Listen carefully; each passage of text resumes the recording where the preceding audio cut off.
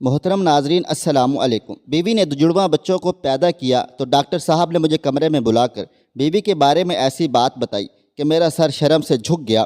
مجھے یقین نہیں ہو رہا تھا کہ میری بیوی ایسی حرکت بھی کر سکتی ہے۔ دل چاہتا تھا کہ ابھی بیوی کو آزاد کر دوں، مگر میں صبر کر گیا اور آنکھیں جھکا کر ڈاکٹر صاحب کی بات سنتا رہا۔ بیوی کے اس حرکت سے میں ڈاکٹر کی آنکھوں میں آنکھیں نہیں ملا پا رہا تھا۔ بیوی کو گھر لے آیا تو وہ مجھ سے روزانہ 1 کلو گوشت منگواتی اور کہتی کہ میں بہت کمزور ہو گئی ہوں۔ میں روز 1 کلو گوشت لے کر آتا۔ بیوی گوشت پکا کر چھت پر لے جاتی، واپس آتی تو کہتی کہ میں نے کھا لیا ہے۔ میں حیران و پریشان تھا کہ وہ 1 کلو گوشت کیسے کھا سکتی ہے۔ چھت پر جاتے تو کوئی نہ ہوتا۔ پھر ایک دن چھت سے مجھے کسی کی آواز سنائی دی، محسوس ہوئی۔ چھت پر گیا تو سر پر آسمان ٹوٹ پڑا۔ اچانک مجھے ڈاکٹر کی یہ بتائی ہوئی باتیں یاد آنے لگ گئیں۔ میری عمر 10 سال تھی جب ہر رات میرے ماں باپ کے کمرے سے لڑائی جھگڑے کی آوازیں آیا کرتی تھیں۔ میرے بابا ایک مزدور تھے۔ وہ دن رات محنت مزدوری کیا کرتے تھے۔ ان کے پاس ہمیشہ بہت کم پیسے ہوتے تھے اور وہ مجھے بھی یہی سمجھاتے تھے کہ ہم لوگ غریب ہیں، ہمارے پاس اتنی آمدن نہیں ہے کہ ہم فضول خرچ کریں۔ اس لیے مجھے ابھی سے اس بات کو سمجھنا ہوگا کہ وہ میرے لیے وہ سب نہیں خرید سکتے جو دوسرے بچوں کے ماں باپ ان کے لیے خریدتے ہیں۔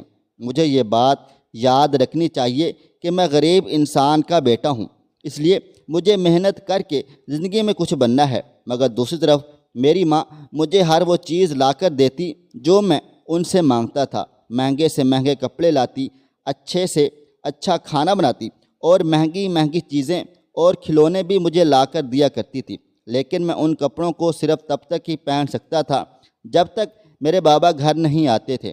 میں ان کھلونوں سے تب تک کھیل سکتا تھا جب تک بابا گھر پر نہیں ہوتے تھے۔ جیسے ہی میرے بابا گھر آتے پھر سے اپنے پرانے کپڑے پہن لیتا۔ میری ماں سارے کھلونے اور کپڑے چھپا دیتی تھی۔ ایک دن میری ماں میرے لیے بہت مزے کا پیزا لائی تھی۔ میں نے اسے بہت مزے سے لے کر کھایا، لیکن میں نے ضرورت سے زیادہ ہی کھا لیا تھا۔ رات کو اچانک میرے پیٹ میں شدید درد ہوا۔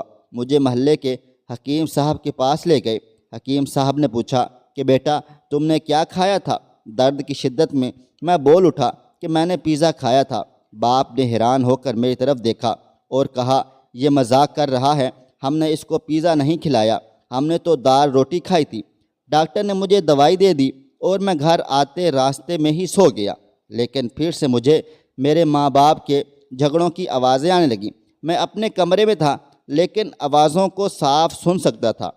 کہاں سے لائے تم پیزے کے لیے پیسے؟ تم جانتی ہو آج کل یہ پیزا کتنا مہنگا ہے۔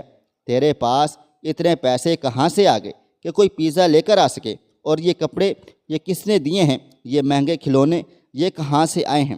مجھے بتا دے اسما، اگر تو کوئی غلط کام کر رہی ہے تو میں تجھے طلاق دے دیتا ہوں، پھر جو دل چاہے کرنا، لیکن ابھی میری عزت کو نیلام نہ کر۔ میرا باپ روتا ہوا چیختا چلا رہا تھا۔ وہ بھی آج بول اٹھی، کہنے لگی کہ میں نے اپنی عزت کا سودا نہیں کیا۔ کیا تم ایسا سوچ بھی کیسے سکتے ہو؟ میں بھی ہر ماں کی طرح یہی چاہتی ہوں کہ میرا بچہ اچھی چیز کھائے، اچھے کپڑے پہنے، جو اس کا دل کرتا ہے وہ کھائے۔ تم کہتے ہو میں تمہیں سب کچھ لا کر دوں گا، لیکن تم نے آج تک ایسا نہیں کیا۔ میں یہ صرف اپنے بیٹے کے لیے نہیں بلکہ تیرے لیے بھی کر رہی ہوں، لیکن تجھے میری فکر اور محبت سمجھ میں نہیں آتی۔ میری فکر نہ کر، مجھے یہ بتا تو پیسے کہاں سے لا رہی ہو؟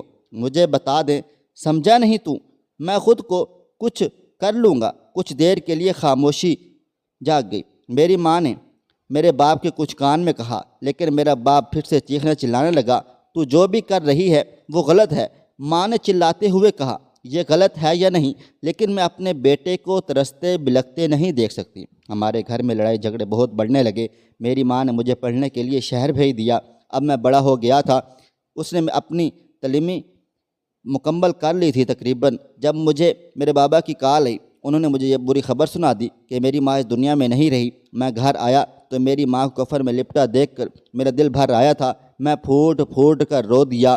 میری ماں کو جانے کیا ہو گیا، کیوں ہمیں چھوڑ کر چلی گئی۔ بابا جان نے بتایا، ہم سب کچھ نہیں جانتے کہ اسے کیا ہوا، بس اپنے کمرے میں مردہ حالت میں ملی ہے۔ کئی ہفتوں تک میں اداس رہا، پریشان رہا، کیونکہ اتنے سال میں اپنی ماں کے پاس بھی نہیں رہا تھا اور جب واپس آیا تو وہ اس دنیا سے چلی گئی تھی۔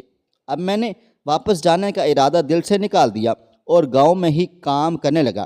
جب مجھے میری خالہ نے بتایا کہ تمہاری ماں مرنے سے پہلے تمہارے لیے ایک لڑکی پسند کر گئی تھی اور یہ اس کی آخری خواہش تھی کہ تمہیں اس لڑکی سے شادی کرنی ہے، میں حیران و پریشان رہ گیا کہ میری ماں نے مجھے بنا بتائے، مجھ سے پوچھے بغیر میرے لیے لڑکی پسند کر لی ہے۔ میں نے بابا جان سے کہا تو میرے بابا نے کہا کہ ہاں، تمہاری ماں نے تمہاری لڑکی تو پسند کی تھی، وہ ہمارے گھر بھی آتی جاتی تھی، لیکن میں نہیں چاہتا تھا کہ تمہاری اس لڑکی سے شادی ہو۔ میرے بابا جان نے تو صاف انکار کر دیا اور کہہ دیا کہ تم اس لڑکی سے شادی نہ کرنا جو تمہاری ماں تمہارے لیے پسند کر کر گئی ہے۔ لیکن میرے دل میں میری ماں کے لیے ہمیشہ سے بہت زیادہ محبت تھی، میں ان کی آخری خواہش کو کیسے پورا نہ کرتا۔ میری خالہ جان نے مجھے بتایا کہ تمہاری ماں بہت تکلیف میں مری ہے، تمہارا باپ تمہارے جانے کے بعد تو اس سے اور بھی جھگڑا کیا کرتا تھا، سارا دن اس سے لڑتا جھگڑتا۔ بیٹا، اب ہم کسی پر الزام نہیں لگاتے اور بنا ثبوت کے کسی پر الزام لگایا بھی نہیں جا سکتا، پر مجھے تو یہی لگتا ہے میری پیاری بہن نے کوئی ٹینشن لی ہوگی، پریشان ہوئی ہوگی، دل میں کوئی بات رکھ لی ہوگی، اچانک ہی وہ اس دنیا سے چلی گئی اور نہ خود سوچو ابھی اس کی عمر ہی کیا تھی، اسے کوئی بیماری بھی نہ تھی اور یہ اس کی آخری خواہش ہے، اگر تم پوری کرو تو تمہاری ماں کو خوشی ہوگی، نہیں تو اس کی روح بھی تڑپتی رہے گی۔ اور تمہارا باپ کیوں تمہاری ماں کی آخری خواہش پوری نہیں کرنا چاہتا؟ میں تمہیں اس لڑکی کی تصویر دکھاتی ہوں، اس کا نام پروین ہے، خوبصورت، پڑھی لکھی اور پیاری لڑکی ہے، پھر اس کا اس دنیا میں کوئی اور بھی نہیں، اس سے شادی کرنے سے اور اس کو پناہ دینے سے تمہیں ثواب بھی ملے گا اور ایک اچھی ہم سفر بھی ملے گی۔ میں نے دل میں سوچ لیا کہ اپنی ماں کی آخری خواہش پوری کروں گا، میں نے اس لڑکی سے شادی کر لی۔ میں پروین کو دیکھ کر حیران و پریشان رہ گیا تھا، وہ واقعی بہت حسین اور خوبصورت تھی۔ شادی کی پہلی رات میں نے اس سے اپنی ماں کے بارے میں پوچھا تو اس نے بتایا کہ وہ میری ماں کے پاس گھرداری سیکھنے آیا کرتی تھی، جب میری ماں بیمار ہوتی تو وہ ہمارے گھر کے کام کاج بھی کیا کرتی تھیں، اس لیے ماں جی نے اسے پسند کر لیا تھا۔ اس نے مجھے یہ بھی بتایا کہ میری ماں آخری وقت میں بہت پریشان تھی اور اس پریشانی کی وجہ سے میرا باپ تھا۔ پروین بہت ہی اچھی لڑکی تھی اور ہنرمند لڑکی تھی، میرے گھر کو بہت اچھے طریقے سے سنبھال رہی تھی۔ شادی کے کچھ عرصے بعد اللہ تعالیٰ نے ہمیں اولاد کی خوشی بھی دے دی اور 5 ماہ میں یہ بھی پتہ چل گیا تھا کہ وہ 2 بچوں کو جنم دینے والی ہے۔ ان 9 مہینوں میں میری بیوی بہت زیادہ بیمار رہنے لگ گئی تھی، اس کی طبیعت بہت خراب تھی۔ میرے والد صاحب نہ جانے کیوں پروین سے بہت نفرت کیا کرتے تھے، کبھی کبھی تو اچانک ہی ان کو اتنا غصہ آ جاتا کہ وہ اس کے ہاتھ کا کھانا بھی ناپسند کرتے تھے۔ میں اپنے بابا سے بچپن سے وہی ڈرتا آیا تھا، یوں تو پروین بھی ان کے سامنے کچھ نہ بولتی تھی، لیکن اکثر مجھے یہ کہتی کہ تمہارے باپ کو جانے مجھے کیوں اللہ کے واسطے کا ویر ہے۔ خیر، میں آخر کب تک یہ سب برداشت کرتی رہوں گی؟ اس کی طبیعت خراب رہتی تھی، پھر وہ بھی یہ سب کچھ برداشت کرتی تھی۔ میں جانتا تھا وہ اپنی جگہ ٹھیک ہے، میری تعلیم پوری نہیں ہوئی تھی، اس لیے مجھے کوئی اچھی نوکری نہیں ملی تھی، اس گھر کے حالات ٹھیک نہیں تھے۔ پھر وہ دن بھی آ گیا جب اللہ تعالیٰ نے ہمیں 2 چاند سے بیٹوں سے نوازا، لیکن پروین کا بڑا آپریشن ہوا تھا۔ اسی روز ڈاکٹر صاحب نے مجھے اپنے کمرے میں بلایا اور پروین کے بارے میں ایسی باتیں بتائیں کہ میرا سر شرم سے جھک گیا تھا۔ دل کرتا تھا کہ پروین کو ابھی طلاق دے کر گھر سے بھیج دوں۔ میں ڈاکٹر کے سامنے شرمندہ سا کھڑا رہا، غصے کی وجہ سے میرا چہرہ لال سرخ ہو رہا تھا، مگر میں اس خوشی کے موقع پر بدمزگی نہیں چاہتا تھا۔ اب وہ میرے 2 بیٹوں کی ماں بن چکی تھی، اس لیے میں سب کچھ بھلا کر چپ ہو گیا۔ بیٹوں کی پیدائش کے بعد وہ مزید کمزور ہوتی چلی گئی۔ گھر لے آیا تو پروین بولی، مجھے روزانہ 1 کلو گوشت لا کر دیا کریں، میں بہت کمزور ہو گئی ہوں۔ میں نے سوچ لیا کہ باقی خرچے کم کر دوں گا، مگر اپنی بیوی کے لیے گوشت ضرور لے کر آیا کروں گا۔ میں ہر ہفتے میں 3 سے 4 بار پروین کے لیے 1 کلو گوشت لے کر آتا، مگر میں نوٹ کرتا وہ گوشت لے کر چھت پر چلی جاتی۔ جب وہ نیچے آتی تو کہتی میں نے گوشت کھا لیا ہے۔ آخر ایک ہی دن میں وہ 1 کلو گوشت کیسے اکیلی کھا سکتی تھی؟ میں جب بھی گھر میں آتا تو وہ چھت پر ہوتی۔ میں نے نوٹ کیا کہ وہ رات کو بھی اٹھ کر 1-2 چکر چھت پر لگا آتی تھی۔ ابھی اس بات کو کچھ ہی دن گزرے تھے کہ میرا ایک بیٹا فوت ہو گیا تھا۔ میں حیران و پریشان تھا، وہ تو بالکل ٹھیک ٹھاک تھا، اچانک سے کیسے فوت ہو گیا؟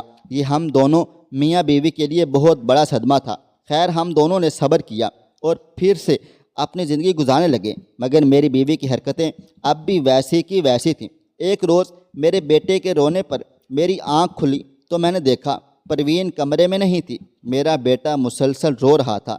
میں گہری نیند سے جاگا، اس لیے میرا موڈ خراب ہو گیا۔ بچے کو روتا چھوڑ کر یہ جانے کہاں چلی گئی ہے۔ میں نے سارے گھر میں دیکھا، وہ کہیں نہیں تھی۔ پھر اچانک وہ چھت سے نیچے اتر رہی تھی۔ مجھے یوں دیکھ کر وہ گھبرا گئی، پریشان ہو گئی تھی۔ میں نے کہا تم یہاں کیا کر رہی ہو؟ بچہ روئے چلے جا رہا ہے، تمہیں آواز نہیں آ رہی تھی؟ کہنے لگی تھی میں نے سن لیا تھا، میں بس آ ہی رہی تھی۔ میں نے اس سے پوچھا کہ تم چھت پر کیوں گئی تھی؟ تو کہنے لگی کمرے میں گرمی بہت تھی، چھت پر ٹھنڈی ہوا چل رہی تھی، بس اسی لیے میں گئی تھی۔ مجھے غصہ تو بہت آیا، مگر پروین کو کمرے کی طرف جانے کو کہا۔ میرے والد صاحب بھی بچے کی آواز سے جاگ گئے تھے۔ وہ پروین کو نفرت بھری نگاہوں سے دیکھ رہے تھے اور واپس چلے گئے۔ پروین اب چھت پر ہی زیادہ تر وقت گزارتی تھی۔ مجھے پروین پر شک ہو گیا تھا۔ میں ایک دو بار پروین کو بنا بتائے چھت پر بھی گیا، مگر وہاں کچھ پرانے سامان کے علاوہ کچھ بھی نہیں تھا۔ پھر سوچا کہ مجھے پروین پر شک نہیں کرنا چاہیے۔ یوں ہی وقت گزرنے لگا کہ میں اپنے بیٹے کو لے کر بازار گیا۔ اب میرا بیٹا 1 سال کا ہو گیا تھا۔ اس نے بازار میں کھلونا دیکھ کر اسے مانگنے کی ضد کی تھی۔ اس کھلونے کو دیکھ کر رونے لگا۔ میرے بیٹے نے پہلی بار مجھ سے کچھ مانگا تھا۔ میں سمجھ گیا کہ اسے یہ کھلونا چاہیے۔ میں نے دکان میں جا کر اس کھلونے کی قیمت پوچھی تو وہ میری اوقات سے باہر تھا۔ میں نے اپنے بچوں کو کوئی اور چیز لے کر دی اور اسے لے کر گھر واپس آ گیا۔ وہ پروین کے سامنے بھی رو دیا۔ بیوی نے پوچھا یہ کیوں رو رہا ہے؟ میں نے اسے بتایا کہ فلاں دکان پر اسے ایک بہت بڑا بھالو پسند آ گیا تھا، لیکن وہ 3000 کا تھا، اس لیے میں اسے لے کر نہ دے سکا۔ اب تم اس کو کچھ بنا کر کھلا دو تاکہ یہ بہل جائے اور اس بھالو کو بھول جائے۔ اگلے دن میں گھر آیا تو یہ دیکھ کر حیران و پریشان رہ گیا کہ میرا بیٹا اسی بھالو سے کھیل کود رہا تھا اور بہت زیادہ خوش نظر آ رہا تھا۔ میں نے پروین سے پوچھا کہ اس کے پاس یہ بھالو خریدنے کے پیسے کہاں سے آئے؟ اس نے کہا میری کمیٹی نکلی تھی تو میں جا کر اس کے لیے بھالو لے آئی، اور میرے بیٹے کے لیے کبھی مہنگے کپڑے، کبھی جوتے، کبھی کھلونے اور گھر کی چیزیں بھی لے آیا کرتی تھی۔ میں جب بھی اسے ان چیزوں کے بارے میں پوچھتا تو وہ یہی کہتی تھی کہ میری کمیٹی نکلی ہے۔ میں نے ایک دن محلے میں تھوڑی پوچھ گچھ کی تو وہاں کی ساری عورتیں مجھے جانتی تھی، پہچانتی تھی۔ میں ان سب کو خالہ کہتا تھا۔ مجھے یہ جان کر حیرانگی ہوئی کہ میری بیوی نے تو وہاں کوئی بھی کمیٹی نہیں ڈالی ہوئی تھی۔ میں سوچ میں پڑ گیا، آخر میری بیوی اتنے پیسے کہاں سے لا رہی تھی؟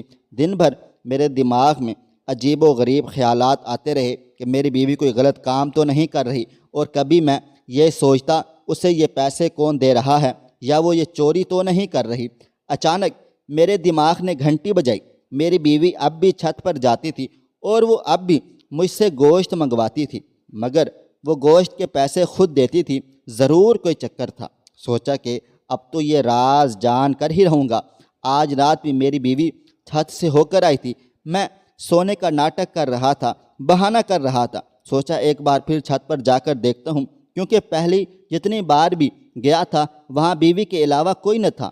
میں سیڑھیاں چڑھنے ہی لگا کہ مجھے چھت سے عجیب و غریب قسم کی آوازیں آئیں۔ میں بری طرح سے ڈر گیا، حیران اور پریشان رہ گیا۔ میرے قدم پیچھے ہٹ گئے۔ آخر چھت پر کون تھا؟ رات کا وقت تھا۔ میں بہت ڈرا ہوا تھا۔ آواز مسلسل آ رہی تھی۔ کبھی مجھے لگتا کسی چھوٹے بچے کے رونے کی آواز ہے، لیکن ایک چھوٹا سا بچہ اس وقت چھت پر کیسے ہو سکتا ہے؟ کبھی مجھے وہ آواز کسی جانور کی لگتی۔ چھت پر پہنچ گیا۔ میں نے چھت پر لگے بلب کو آن کیا۔ مجھے آواز سامنے پڑے پرانے سے سامان میں سے آ رہی تھی۔ میں نے ہمت کر کے سامان کے اوپر سے کپڑا ہٹایا تو نیچے ایک پنجرا پڑا ہوا تھا، اسے تالا لگا ہوا تھا اور آوازیں اسی میں سے آ رہی تھیں۔ میں نے اس کا دروازہ توڑ دیا کیونکہ میرے پاس اس کی چابی نہ تھی۔ میں یہ دیکھ کر حیران و پریشان رہ گیا کہ اس کے اندر ایک چھوٹی سی کالی بلی تھی جو اپنی بڑی بڑی نیلی آنکھوں سے مجھے گھور رہی تھی۔ میں حیران ہو گیا، یہ بلی پنجرے میں کیا کر رہی ہے؟ کیا روز میری بیوی 1 کلو گوشت اس بلی کو کھلا دیا کرتی تھی۔ اس کے پاس ایک چھوٹا سا پیالہ پڑا تھا جس میں ابھی بھی گوشت پڑا نظر آ رہا تھا۔ آخر میری بیوی نے ایک کالی بلی یہاں کیوں پال رہی ہے؟ آخر یہ بلی اس نے پالی ہے تو مجھ سے کیوں چھپا رہی ہے؟ میں حیران و پریشان وہیں کھڑا رہا۔ اچانک مجھے اپنے کندھے پر کسی کے ہاتھ کا دباؤ محسوس ہوا تو میں بری طرح ڈر کر پلٹا تو وہ میرے بابا جان تھے۔ مجھے میرے بابا نے بتایا، یہ کوئی عام بلی نہیں ہے، میں تمہیں ایک بات بتاتا ہوں، تمہیں شاید یاد نہ ہو، لیکن جب تم بہت چھوٹے تھے تو تمہاری ماں بھی تمہارے لیے ایسے ہی مہنگے مہنگے تحفے اور کھانے پینے کی ایسی چیزیں لایا کرتی تھی جن کو خریدنے کی ہماری اوقات نہیں تھی۔ میں بہت ہی غریب آدمی تھا، وہ ایک غلط کام کر رہی تھی، پر یہ ایسا کام تھا جو میری سوچ سے بھی باہر تھا۔ یہ ایک ایسی بلی ہے جس پر بہت بڑا کالا جادو کیا گیا ہے۔ یہ ایک بہت قدیم جادو ہے جس میں کالی بلی کو 40 راتوں تک قبرستان میں لے جایا جاتا ہے، پھر اس پر کچھ پڑھا جاتا ہے۔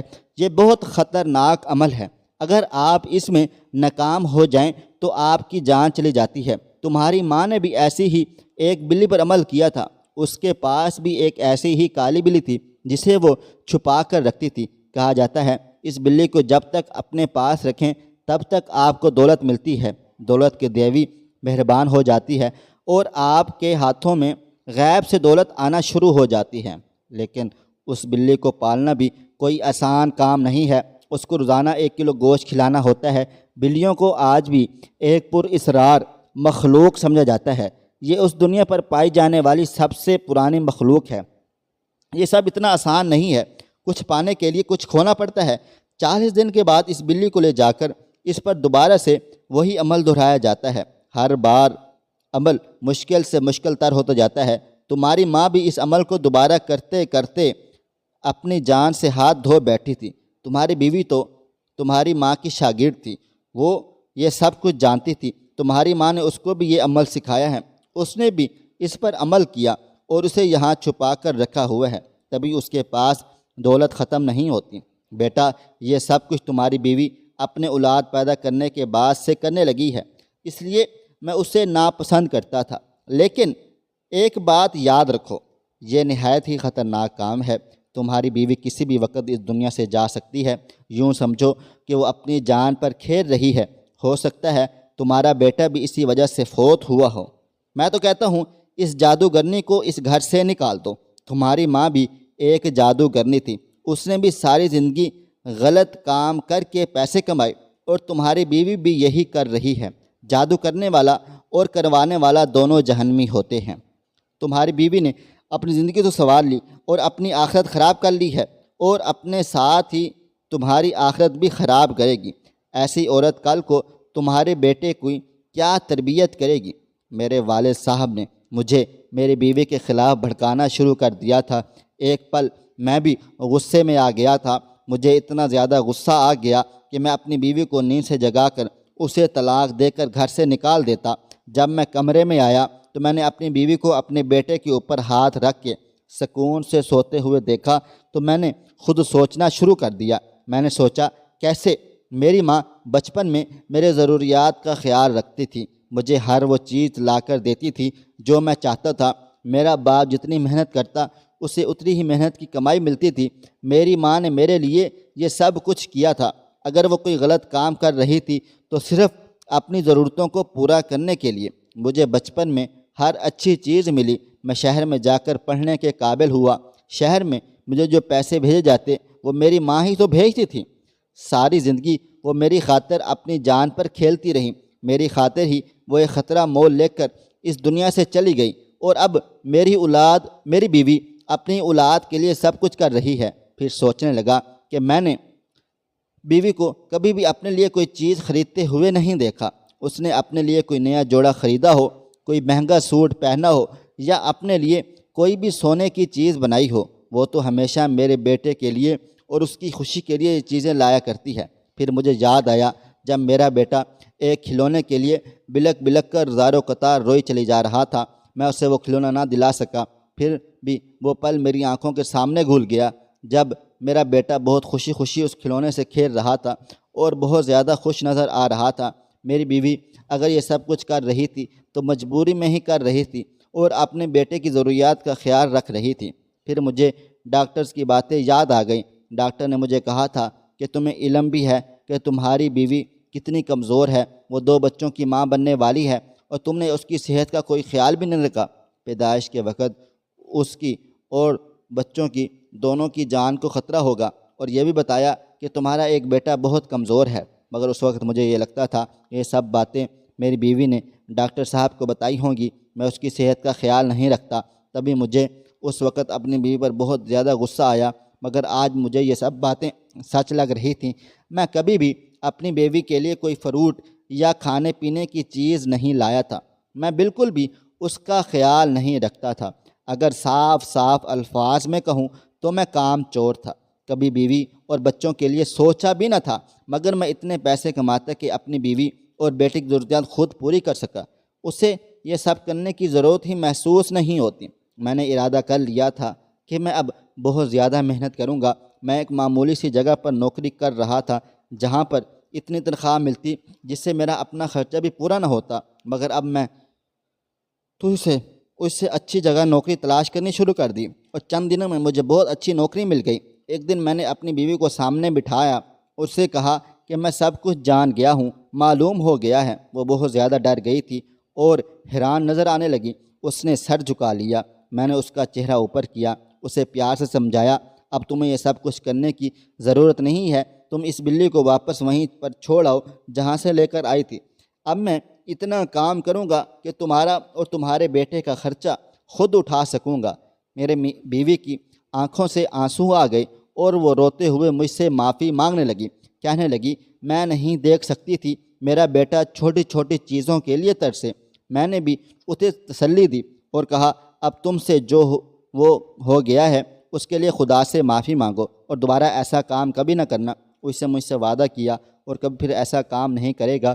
وہ اس بلی کو قبرستان میں چھوڑ کر آئی تھی اور اپنی نوکری سے کتنا کمانے لگا کہ سارے گھر کا خرچہ خود اٹھاتا۔ میں اپنے بیٹے کے لیے کھلونے بھی لے کر آتا، اسے ہر چیز کھلاتا۔ میں نے پروین کے لیے بھی کپڑے اور جوتے لیے۔ ایک دن میں نے انہیں باپ سے کہا بابا جان، اگر آپ نے بھی اس وقت ایسا کوئی قدم اٹھا لیا ہوتا تو آج آپ کی بیوی بھی آپ کے ساتھ زندہ ہوتی۔ ساری زندگی اب میری ماں سے لڑتے جھگڑتے رہے۔ آپ نے یہ کیوں نہ سوچا کہ اگر آپ ان کی ضرورتوں کا خیال رکھتے تو وہ کبھی ایسا کام نہ کرتی۔ ہم ہمیشہ صرف یہ دیکھتے ہیں کہ کوئی برا کام کر رہا ہے، یہ نہیں سوچتے کہ وہ برا کام کیوں کر رہا ہے۔ ہمیشہ اپنی بیوی اور بچوں کا خیال رکھیں کیونکہ یہ بھی آپ کی ذمہ داری ہے۔ خواہش صرف اتنی ہے کہ کچھ الفاظ لکھوں جس سے کوئی گمراہی کے راستے پہ جاتے جاتے رک جائے، اور نہ بھی رکے تو سوچ میں ضرور پڑ جائے۔ پیارے دوستو، امید کرتا ہوں آپ کو یہ ہماری کہانی پسند آئی ہوگی۔ کہانی پسند آئی ہو تو اس ویڈیو کو لائک کریں، کومنٹس کریں، شیئر کرنا بالکل بھی نہ بھولیں، اور ہاں اگر آپ لوگ اس چینل پر نئے ہیں تو اس چینل کو سبسکرائب ضرور کر لیں اور نوٹیفیکیشن کو ضرور دبا دیں تاکہ آنے والی کہانی سب سے پہلے آپ کو مل سکے۔ ملتے ہیں کل ایک نئی اور دلچسپ کہانی کے ساتھ، تب تک آپ مجھے اجازت دیں۔ اللہ حافظ۔